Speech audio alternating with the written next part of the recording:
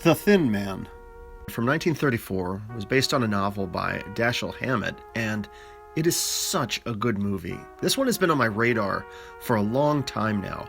From when I had first watched the movie Murder by Death in the 1970s, someone clued me to the fact that David Niven's character in that film was spoofing this particular character from The Thin Man. I had never heard of this before, and I'm still learning, and I had a chance to check this movie out, and it just blew me away. It is so good.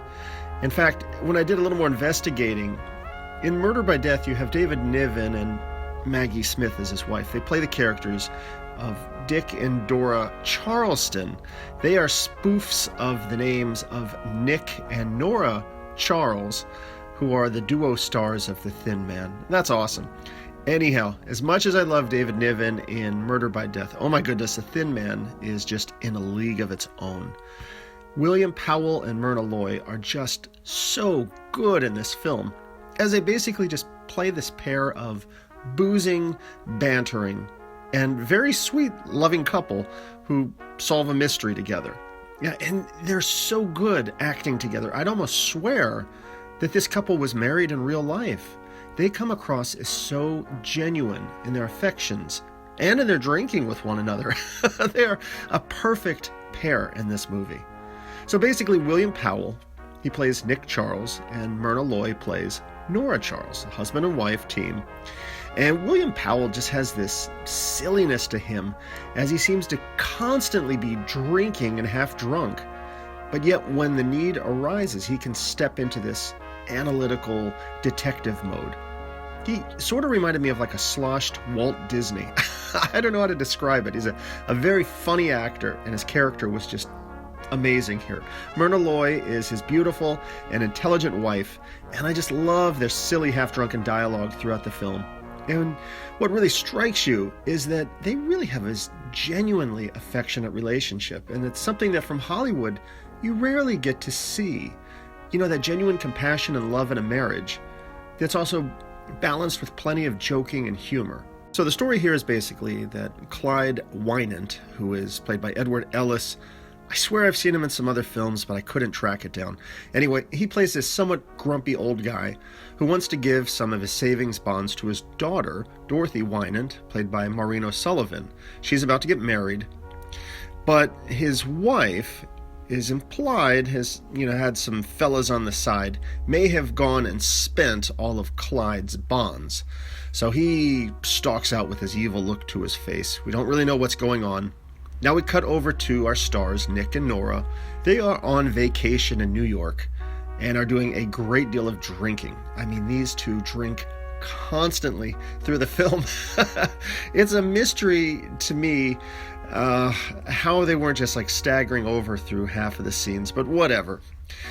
The story, I'll admit, it was a little convoluted trying to follow what was going on. I'll try to summarize. So this Wynant guy I mentioned before, he's suspected of murdering his girlfriend, Julia Wolfe. Nick tries to call Wynant to get the story, and instead gets Mimi Wyant Jorgensen, who's played by Mina Gombel. There's some drama going on with her and her husband, who is played by a very young Cesar Romero. I mean, this is the Joker of the old classic Batman series. Completely unrecognizable here to me. I mean, wow, he's just this young guy. So Nick finds out that Clyde has been missing for over 3 months. Julia is suspected of not only cheating on Clyde, but also stealing from him for this gangster boyfriend, Joe Morelli. I had a hard time kind of following who all these people were, but yeah, whatever. Clyde's affair with Julia gave his wife, Mimi, grounds for legal divorce and endless opportunities to pester him for money. And also there's Clyde's son, Gilbert, who was actually this really funny character in the film. He's this goofy bookworm. He's played by William Henry. He's got the thick glasses on, and his character is a riot in this film too. And there's a bunch of characters, and the story seems to be all over the place, but just go with it. It's a hoot. So Julia Wolfe, played by Natalie Moorhead, is found murdered. Wynant is still missing. The detectives all start investigating. Nick and Nora are drinking heavily at a party. Dorothy Wynant, again, this is the daughter of the missing guy, she shows up to talk to Nick, who sort of sobers up a little bit while listening to her story. Mimi Wynant Jorgensen also shows up as well to talk with Nick, and meanwhile the party just gets drunker and crazier. And the next morning, we're back at the apartment. There's this goofy scene with Nick. He's on the couch shooting balloons on a Christmas tree, likely very hungover. He does eventually sober up, and he goes and snoops around Clyde Wynant's office and manages to locate another body thanks to the help of his loyal dog, Asta, who is also an amusing co-star of this film. The newspapers all proclaim that there's this big manhunt for Wynant going on, but Nick confides to Nora that he thinks the body that he found wasn't one of Wynant's victims, but was actually that of Wynant himself.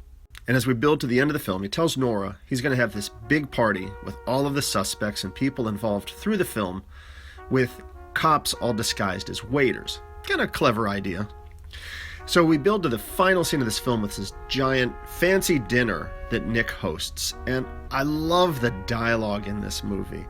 And it was just so silly how he would put everybody on the spot. I wish I could just put in copious clips from this film, but I don't know if I can. I don't think this is public domain.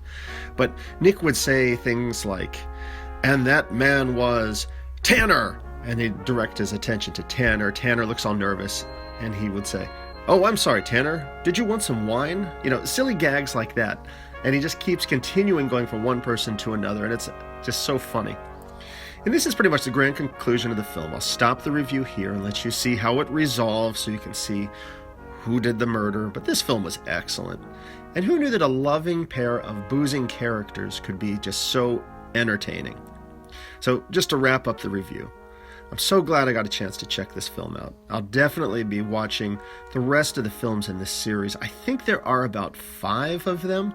As I've mentioned before, I love how genuine the relationship is of Nick and Nora, to the point that, I, as a novice of this series, again, I would have sworn that William Powell and Myrna Loy were married in real life. Instead, they're just 2 amazing actors with amazing screen chemistry together. But even beyond all the booze and silliness, we see that Nick and Nora are able to solve the mystery and also maintain a beautiful marriage together. Check out this film. It's really a lot of fun.